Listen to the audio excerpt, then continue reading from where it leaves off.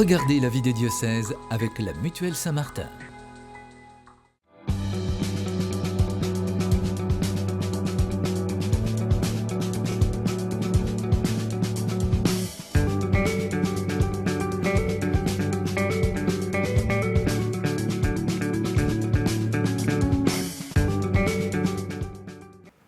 Bonjour à toutes et à tous, bienvenue dans cette nouvelle édition de la vie des diocèses. Cette semaine, on vous emmène en Belgique, direction le diocèse de Tournai, un territoire frontalier avec la France qui correspond à la province de Hainaut, province wallonne, à l'ouest de la Belgique, avec un parc naturel transfrontalier, une région qui est faite aussi de plateaux, de collines, mais aussi une pauvreté importante. On en parlera dans cette émission notamment consacrée donc à ce diocèse de Tournai qui compte 1,3 million d'habitants. Alors l'Église catholique compte de son côté une cinquantaine d'unités pastorales qui réunit différentes paroisses, un territoire qui est donc émaillé de ces unités pastorales. L'enseignement catholique dans ce diocèse représente pas moins de 370 établissements scolaires, c'est important. Alors du côté des forces humaines de ce diocèse, on peut donner quelques chiffres aussi. 159 prêtres de moins de 75 ans, 4 séminaristes sont actuellement en formation pour ce diocèse. On compte aussi 39 diacres permanents et près de 90 communautés religieuses. Alors pour nous parler du diocèse de Tournai, on a la joie d'accueillir Monseigneur Guy Harpigny. Monseigneur, bonjour. Bonjour. Merci d'avoir accepté notre invitation à ce plateau. Alors, vous êtes évêque de Tournai depuis 2003. Oui. Vous êtes l'un des représentants du culte catholique auprès du gouvernement belge. Oui.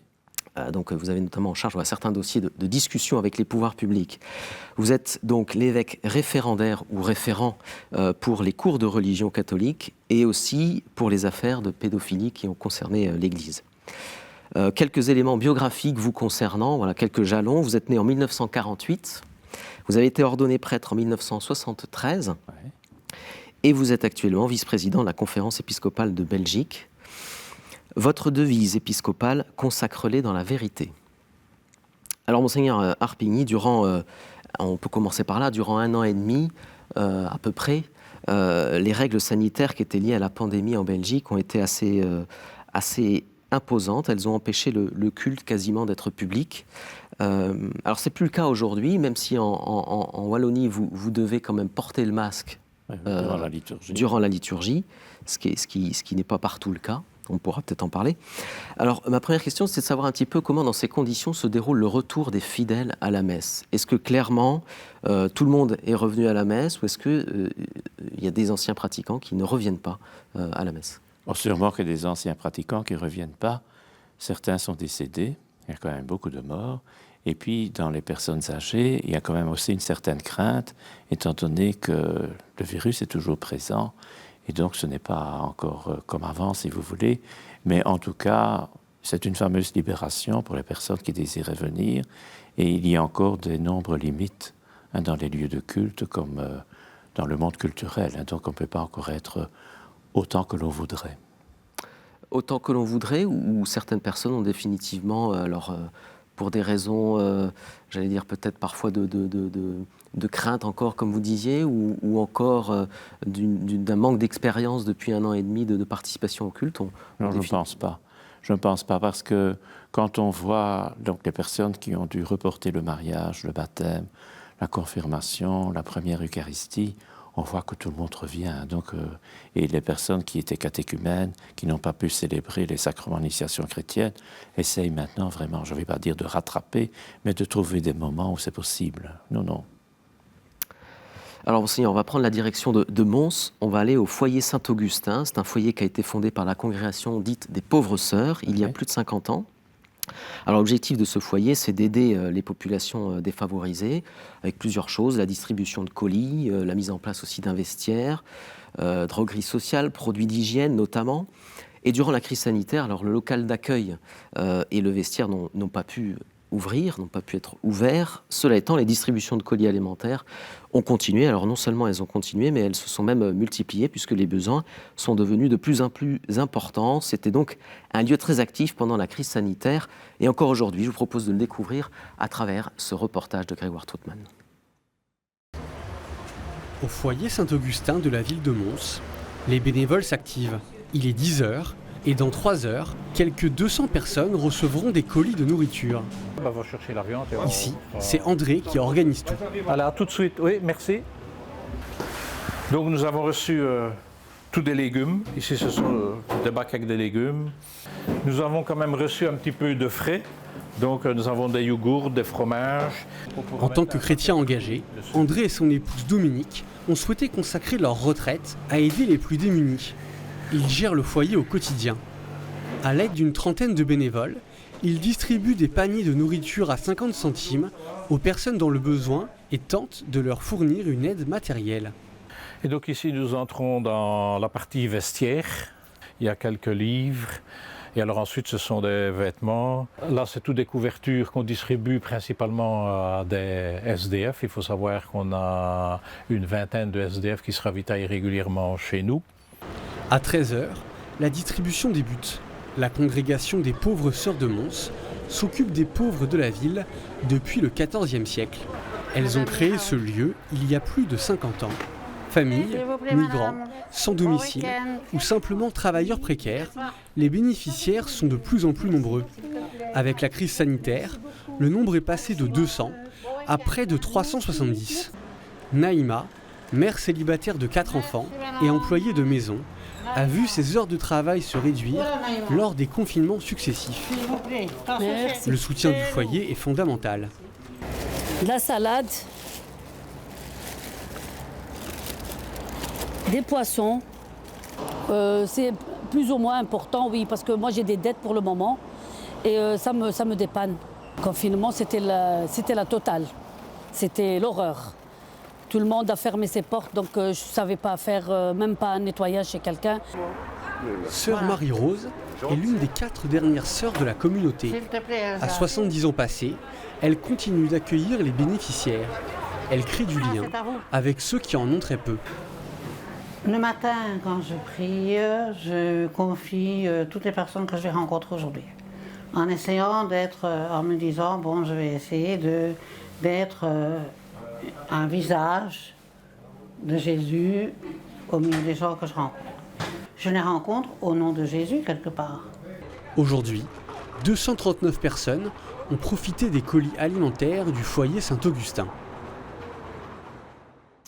Alors, Monseigneur Harpigny, on le voit dans ce reportage, il y a quand même une grande pauvreté dans le diocèse. La province de Hainaut est particulièrement touchée par la pauvreté. C'est, paraît-il, la plus pauvre de Belgique, avec exact, un revenu moyen par habitant de 13 000 euros annuels. On imagine en plus que la crise sanitaire a dû amplifier ce phénomène-là.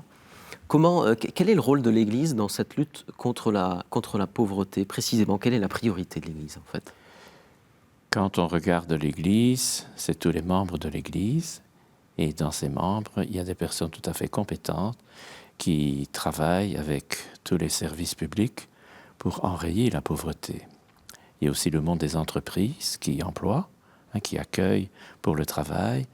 Et l'Église, là-dedans, c'est aussi une institution qui rappelle la doctrine sociale de l'Église à tous ses membres et qui aussi intervient parfois de manière un peu plus forte pour dire qu'il y a des choses qui ne vont pas dans la société et que certaines décisions qui sont prises parfois au niveau politique ou culturel ou ailleurs, c'est pas tout à fait dans le sens qu'il faudrait pour que les pauvres soient respectés dans leur dignité. Et donc l'Église est signe de ce que Dieu aime tous les hommes, crée tous les êtres humains. Et donc il y avait une dame qui sans doute n'est pas de confession chrétienne, donc cette personne avec la salade, etc. Donc l'Église rappelle que dans une société, il faut être non seulement attentif à tous ceux qui sont dans le besoin, mais qu'il faut mettre en place des structures, des mécanismes, etc., de telle manière que ces personnes soient respectées dans leur dignité et puissent s'en sortir, pas seulement survivre.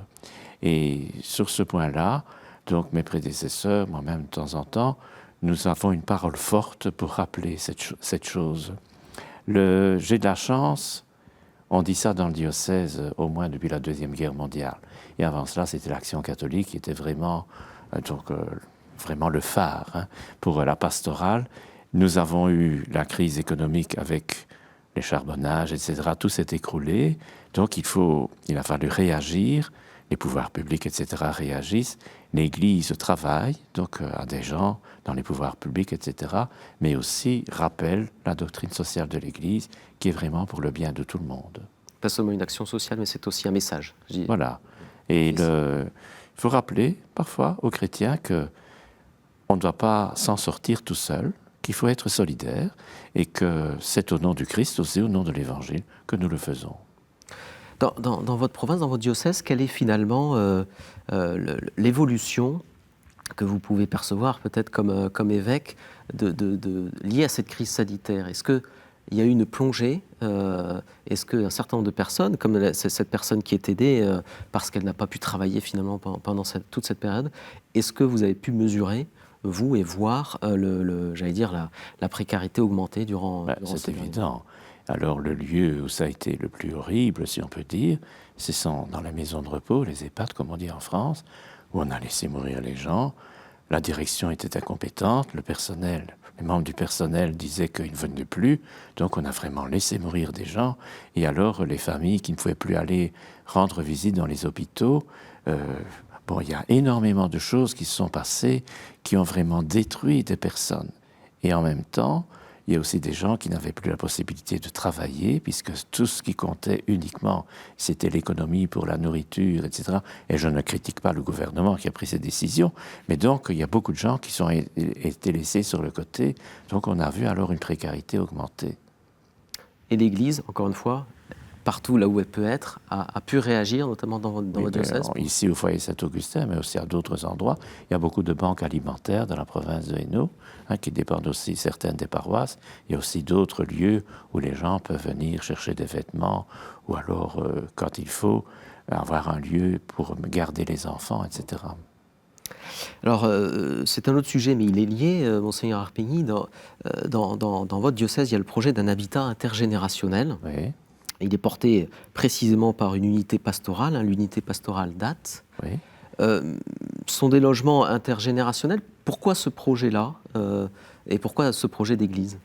Parce que quand on a des bâtiments qui sont vides, il ne faut pas nécessairement chercher à les rentabiliser pour avoir de l'argent pour faire autre chose, mais regarder le besoin local. Et s'il y a des familles, etc., qui ont besoin d'un habitat convenable, elles sont prioritaires. Je crois que dans la manière de gérer donc les biens, c'est vrai qu'il ne faut pas dilapider les biens qu'on a, mais il faut se souvenir que si nous avons des biens, les premiers bénéficiaires, ce sont les pauvres. C'est déjà chez les pères de l'Église et au 1er siècle. Donc nous n'avons pas inventé quelque chose d'original, mais le fait de faire cela avec des habitats qui sont à Ath, mais on peut le faire aussi ailleurs, donc c'est vraiment aussi une chose très importante comme signe que les pauvres sont les premiers dans l'Église. Alors, Monseigneur Arpigny, on va prendre la direction de Tournai pour aller dans votre cathédrale, qui fête donc cette année un double anniversaire. À la fois, ce sont les 850 ans de sa dédicace, mais aussi les 20 ans de son inscription au patrimoine mondial de l'UNESCO. Donc, ce double anniversaire a démarré presque à huis clos, avec les conditions sanitaires qu'on évoquait. Mais petit à petit, elle se rouvre, cette cathédrale, avec différents événements au programme, notamment une grande procession en septembre, et puis d'autres événements. Alors, que représente précisément cet anniversaire? Je vous propose d'écouter les explications du père Patrick Willock. C'est le chanoine titulaire de la cathédrale Notre-Dame de Tournai. 850 ans, c'est évidemment un moment où on va regarder vers l'arrière. Et on regarde vers ces 8 siècles et demi d'existence, une église qui a traversé toutes les vicissitudes de l'histoire, mais en même temps on la regarde pour aujourd'hui. Si c'est vrai qu'elle a pu traverser cette église avec tous les soucis qu'on lui connaît, parce que notre église cathédrale est quand même fragilisée par les ans, d'où la grande restauration qui est en cours pour le moment. Mais si elle a pu traverser comme ça ces 8 siècles et demi, c'est aussi un signe que l'église reste debout. Que l'église, c'est bien le signe de la résurrection. Et pour les croyants, pour les fidèles, eh bien cette église cathédrale qui a traversé ainsi toute cette époque, toute cette période, avec toutes les guerres, avec tout ce qui s'est passé, eh bien c'est un signe de résurrection au cœur même de la cité, au cœur même de la province. Alors, Monseigneur Harpigny, cette cathédrale, c'est d'abord un édifice. Je voudrais qu'on consacre quelques petites secondes quand même à cela. Église fragilisée, où on en est? Il y a une restauration qui est à l'œuvre. Ouais. Aujourd'hui, c'est une église qui tient debout ou Ah, bien sûr. Donc, la première église est de la fin du 5e siècle. Hein, donc, c'est quand même un lieu symbolique. Alors, je crois que c'est la 4e ou la 5e cathédrale qui est construite. Et au mois d'août 1994, il y a une tornade. L'édifice a bougé. On l'a fermé. Qu'est-ce qu'il fallait faire, hein? Et donc, quand je suis arrivé en 2003, elle était fermée. Parce qu'on craignait qu'elle ne s'écroule. On avait étançonné le chœur gothique, on avait mis un chevalement pour le transept, mais n'empêche. Alors il a fallu tout un travail de conscientisation des pouvoirs publics, puisque la cathédrale, le propriétaire, c'est la province de Hainaut, donc pour dire qu'il fallait une restauration. Cette restauration est en cours. Il y a un décret du Parlement de la région wallonne qui dit qu'on va payer jusqu'au bout la restauration. On n'a pas dit en quel siècle, mais en tout cas, ce sera payé jusqu'au bout. Et alors, cette cathédrale, la partie romane, le transept, donc c'est restauré à l'extérieur. Il reste encore la partie gothique. Ça va durer 20 ans, me dit-on. Donc j'ai averti mon 4e successeur de m'inviter quand ce sera terminé. Mais je dis, c'est un édifice qui représente quelque chose, comme l'a dit le père Huylock, mais en même temps, c'est aussi financé par l'ensemble de la population. Et donc, je dois tenir compte que c'est un lieu de culte. Évidemment, c'est fait pour les fidèles, c'est pour le culte catholique. Et en même temps, il faut accueillir tout le monde, y compris pour des événements. Et jusque maintenant, ça fonctionne très bien. Il faut parfois rappeler que le culte n'est pas un des événements, mais c'est quelque chose qui est à demeure tout le temps. Alors je suis très content que cette cathédrale donc, soit reconnue au patrimoine mondial de l'UNESCO. On ne reçoit pas 1 euro pour cela, puisqu'on est un pays riche, hein, mais n'empêche, on se rend compte que tout ce qui représente un peu la culture médiévale, comme en France, toutes les cathédrales, donc ça donne un certain esprit du patrimoine. Or, on le dit, depuis au moins 30 ans, l'Église catholique, c'est le lieu où il y a un patrimoine énorme et elle le conserve dans la mesure du possible très bien. Et donc ça représente aussi pour une société beaucoup plus que le culte. Alors, Monseigneur, le père Huylock le disait, c'est aussi une église, et c'était une image qui a traversé différentes crises, oui, toujours debout donc, pour regarder l'avenir, mais qui a traversé différentes crises. Si on parle des crises, quelle est pour vous, j'allais dire, la crise la plus importante que doit traverser actuellement l'Église, et peut-être même plus précisément votre diocèse? Crise ou transformation ou enjeu? Oui, oui. Il y a beaucoup de choses là-dedans. Hein. Donc, la première chose que je dis chaque fois, c'est qu'il ne faut pas se lamenter. C'est facile de se lamenter sur la sécularisation, c'était mieux autrefois, et tout le monde se met à pleurer. C'est pas ça être chrétien. Nous sommes dans un monde nouveau, donc c'est une transformation du monde, un monde qui change. Comme dit le pape, ce n'est pas simplement des choses qui changent dans le monde, mais donc il faut vraiment, dans cette culture nouvelle, sécularisée, avec, en tout cas pour la Belgique, l'islam, qui est une partie importante de la population, donc voir comment on annonce le Christ là-dedans. Pas en devenant des prosélytes, des porte-à-porte, mais en étant signe de quelque chose qui nous dépasse. Et il ne faut jamais avoir honte de dire qu'on est chrétien. Et que Dieu, la transcendance, etc., c'est des réalités importantes pour notre vie. Et alors, à partir de ce moment-là, on peut partager sur ces questions avec ceux qui sont prêts à discuter. Pas pour démolir l'Église, ça suffit, c'est fait, mais pour montrer qu'il y a autre chose à travers l'Église et qui nous dépasse évidemment et qui est Dieu. Alors, le cardinal de Kayser a écrit un bouquin là-dessus, et donc sur la sécularisation et donc la présence de l'islam. Il faut oser, vraiment oser témoigner de sa foi librement, sans s'imposer, mais dire que ça existe. Et alors, on traverse et on trouve de nouveaux chemins. Je crois que se lamenter perpétuellement, ou essayer de démontrer, ou essayer de trouver des causes, etc., c'est très bien pour les philosophes, les sociologues, il en faut. Et donc la recherche scientifique, évidemment, je suis à fond pour. Mais quand on est chrétien et qu'on a une responsabilité pour annoncer l'Évangile, eh bien, on regarde où est-ce qu'on doit intervenir maintenant. Et le pape le rappelle, hein, le climat, les aspects sociaux de transformation du monde et bien d'autres réalités où on marche à fond. Hein. Alors, il y a aussi un dossier délicat et difficile et douloureux hein, pour l'Église, dont vous êtes notamment chargé, puisque vous êtes évêque référent sur la question des abus sexuels dans l'Église catholique en Belgique. Ouais. Alors, en France, vient de sortir le rapport de la SIAZ, présenté par son président Jean-Marc Sauvé. Que pensez-vous du travail qui a été effectué et est-ce que ça peut inspirer, d'une manière ou d'une autre, l'Église catholique en Belgique? On peut remercier M. Sauvé et tous ses collaborateurs pour le travail qui a été fait. Écouter des victimes, ce n'est jamais facile. Et pour les victimes non plus, de raconter. Donc, continuer cette affaire-là, vraiment. On le fait en Belgique aussi, mais vraiment. De regarder les choses en face, prendre des décisions. Rome a rappelé certaines choses, les appliquer, mais aussi de la part de tous les responsables, qu'ils soient évêques ou supérieurs majeurs, vraiment prendre le problème à la base, ne pas dire « oh, si on avait su », non, maintenant il faut agir, et je ne donne pas la leçon en France, donc on fait la même chose en Belgique. Et alors une autre réalité, on a eu en Belgique beaucoup de mal à l'expliquer, c'est qu'il faut une indemnisation qui ne sera jamais à la hauteur du mal. Mais il faut faire quelque chose, et chez nous, nous avons 4 catégories, 4 niveaux. Donc, ces choses-là, il faut le faire. Ce qui manque encore, à mon avis, c'est la prévention. On pense aux prêtres, on pense aux diacres, etc., qui ont fait le mal, mais il y a aussi plein d'autres personnes qui ne sont pas prêtres, qui ne sont pas diacres, on l'a vu dans le rapport Sauvé. Eh bien, ces personnes-là ne savent pas toujours, quand on apprend quelque chose, ce qu'il faut faire au niveau de la procédure. Qui est-ce que je dois avertir? Avec qui je dois... Vous voulez dire en Belgique? Je parle en Belgique. Avec qui est-ce que je dois en parler? Est-ce que je dois avertir tout de suite l'évêque ou quelqu'un d'autre? Donc ça, je crois que ce n'est pas encore suffisamment clair.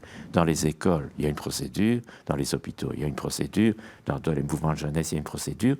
Mais par exemple, pour ce qui est la catéchèse, l'initiation chrétienne, là, il n'y a pas encore de procédure. Il y a encore un travail à faire, finalement. Énorme, énorme. Et on me demande régulièrement...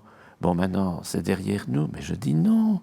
Et je prends l'exemple de mon grand-père qui avait fait la guerre 14-18, qui en a parlé jusqu'à sa mort. Il est mort à 90 ans. Donc, il y a des réalités qui frappent, donc qui détruisent, dont on parle jusqu'à son décès, et c'est un peu normal, et ça permet aussi alors d'avoir un peu d'apaisement, un peu. Alors, Monseigneur Harpigny, on arrive dans la dernière séquence de cette émission. Il nous reste 3 minutes, c'est la séquence des questions de terrain.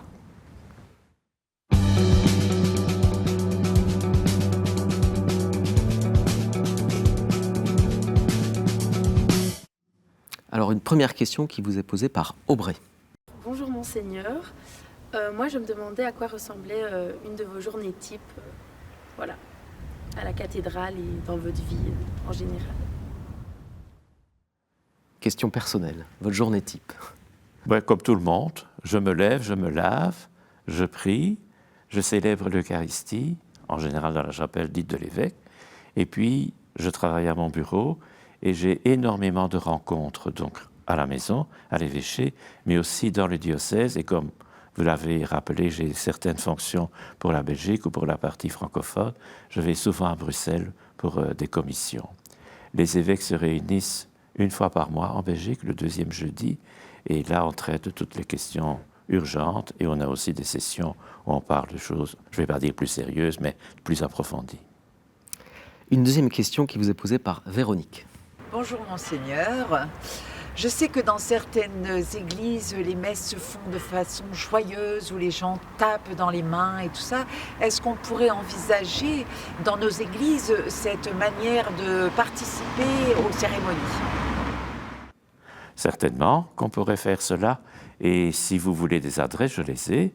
Donc dans les communautés africaines, on n'arrête pas de danser, de frapper dans les mains, de chanter avec des instruments qui ne sont pas l'orgue, mais en même temps, le but de la liturgie, ce n'est pas d'avoir une animation, on est heureux, mais c'est aussi un approfondissement de sa foi se nourrir à partir de la parole de Dieu. Et là, suivant les sensibilités culturelles ou suivant l'âge, etc., on cherche aussi des lieux. Pour le moment, dans le diocèse, il y a suffisamment d'églises, de lieux de culte où on peut trouver cela, comme, et je le sais, et je ne mens pas, il y a des endroits où c'est vraiment pelant, chiant, comme on dit, et on est là avec 8 personnes.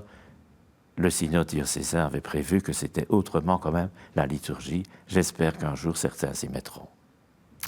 Et une troisième et dernière question pour vous, Monseigneur, qui vous est posée par Marie-France. Quel est votre plus beau souvenir dans Tournai, de votre passage à Tournai il y a presque 15 ans, où j'assistais à votre installation? Dites-moi, quel est votre plus beau souvenir dans Tournai, la cathédrale, voilà. Dans le diocèse de Tournai, parce que je ne suis pas seulement évêque pour la ville de Tournai, mais donc dans le diocèse de Tournai, ce qui a été pour moi le moment le plus magnifique, c'est le synode diocésain. Donc à plusieurs, on l'a préparé, on l'a célébré pendant 2 ans, il y a eu des décrets, et j'ai vu un changement profond d'une partie de la population catholique. On était 3600 à avoir réfléchi à toutes les questions qui avaient été posées, et finalement on a abouti à quelques décisions. Et l'archevêque de Lille, Monseigneur Ulrich, me disait, entre la première liturgie à laquelle il avait participé, c'était à la cathédrale de Tournai, et la dernière à la collégiale Saint-Audru à Mons, où c'était la clôture du synode, tout avait changé aussi sur le visage des gens. Merci beaucoup, Monseigneur Harpigny, d'avoir participé à cette émission, d'avoir répondu à nos questions et aussi à celles des fidèles de votre diocèse. Merci beaucoup à vous de l'avoir suivi. Si vous voulez en savoir plus sur le diocèse de Tournai, je vous invite à aller sur le site internet dont l'adresse s'affiche en bas de votre écran. Vous pouvez évidemment revoir cette émission et bien d'autres sur notre site internet ktotv.com. Merci beaucoup pour votre fidélité et à très bientôt.